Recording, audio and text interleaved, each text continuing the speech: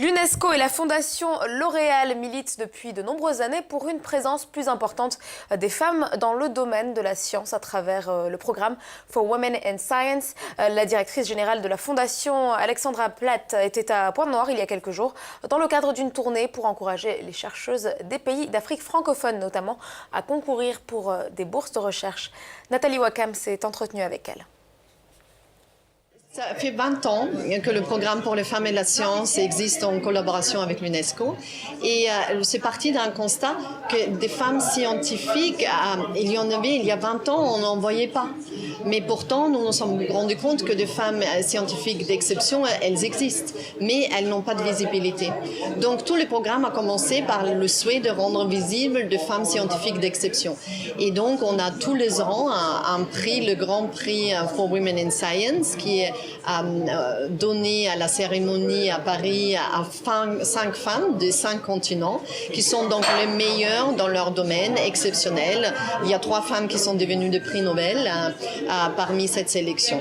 Et au cours des années, on s'est rendu compte que même ça va pas suffire et que pour promouvoir les femmes scientifiques, il faut aussi qu'on commence plus tôt. Et donc, on a commencé à ajouter des bourses nationales ou régionales, ça dépend le programme, pour des jeunes femmes doctorantes ou post-doctorantes pour les soutenir dans la voie de la recherche scientifique qu'elles ont choisie. Et il y a justement ce programme pour l'Afrique subsaharienne. L'Afrique subsaharienne fait partie depuis 10 ans de notre programme mondial, mais l'année dernière, on a décidé de donner un nouvel élan encore plus important à ce programme.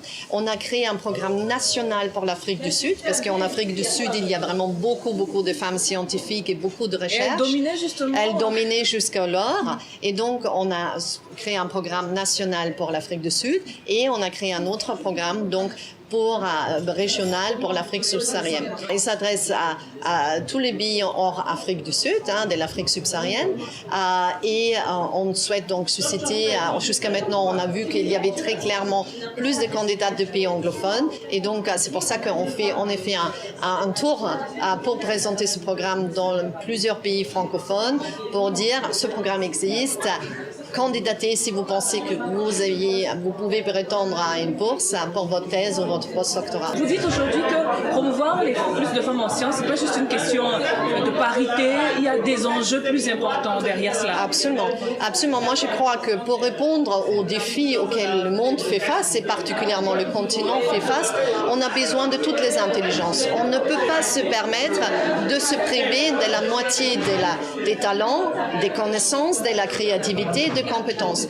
Et même, ça peut aller plus loin, souvent la recherche qui n'inclut pas les femmes produit des résultats qui ne sont pas adaptés aux femmes. Et ça, c'est beaucoup vu, par exemple, dans la recherche sur les maladies cardiovasculaires, qui longtemps ont été considérées comme une maladie d'homme. Donc, on a testé les médicaments que sur les hommes, on a fait des recherches sur les hommes, et ça a conduit à des traitements inadaptés pour les femmes.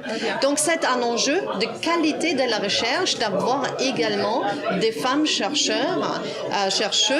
et à niveau d'influence et responsabilité pour pouvoir faire une recherche qui est bénéfique à toute l'humanité. Mais il y a une réalité à laquelle on ne peut pas échapper, on ne peut pas couper. On dit qu'il n'y a pas suffisamment de femmes dans le domaine scientifique parce que justement ça se voit au niveau de l'école, elles ne s'intéressent pas véritablement à la matière scientifique. Est-ce que dans ce contexte on peut s'attendre à ce qu'il y en ait plus?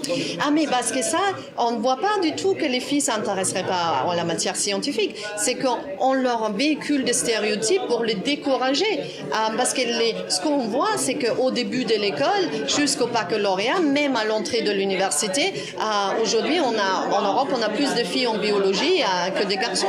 Donc, non, ce sont des mécanismes qui sont là pour décourager les femmes et donc qui sont de la discrimination inconsciente. On reproduit des stéréotypes. Les filles ne sont pas moins aptes à s'intéresser à la technologie ou aux sciences.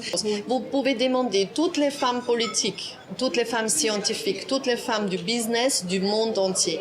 Quand on est une femme qui a une carrière, qui réussit, on entend tout le temps qu'on est trop quelque chose. On est trop dur, trop agressif, trop ambitieuse, trop, quelque chose toujours trop. Ça, c'est quelque chose que toutes les femmes du monde ont en commun et c'est ça qui nous réunit autant que femmes dans la solidarité, que si on veut réussir, on ne va pas se faire que des amis. Merci beaucoup, Alexandre. Merci beaucoup.